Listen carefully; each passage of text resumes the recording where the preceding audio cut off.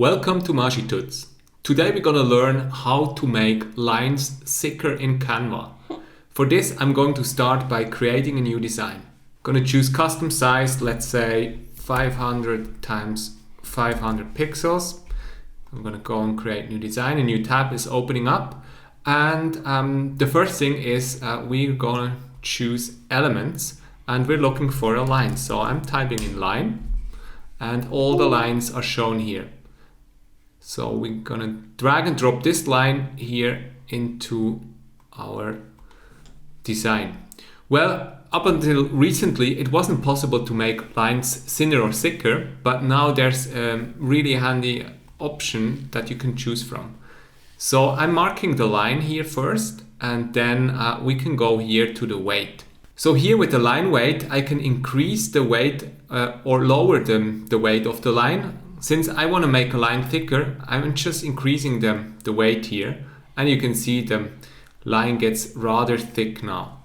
Since it has rounded edges here, this is how the line looks like. So that's about it. That's how you make a line thicker in Canva. You can also certainly change the style. You can make a dotted line, or you can have here instead of rounded edges, you can here have like a straight line with 90-degree angles.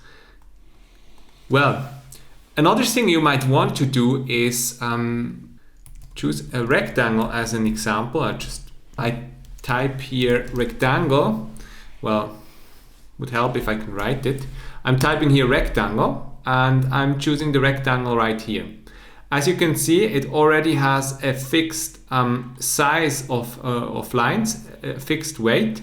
And if I mark it here, there is no option to make it thinner or thicker. What this means is that if you want to have thicker or thinner lines with your rectangles, you have to build it on your own.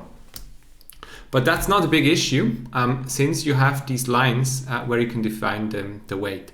So I would just copy that 4 times or like 3 times because we already have it once, and I then can drag and drop these lines. I can then use these lines and align them so we can build a rectangle just like this. So we need 90-degree angles to have a perfect rectangle like this.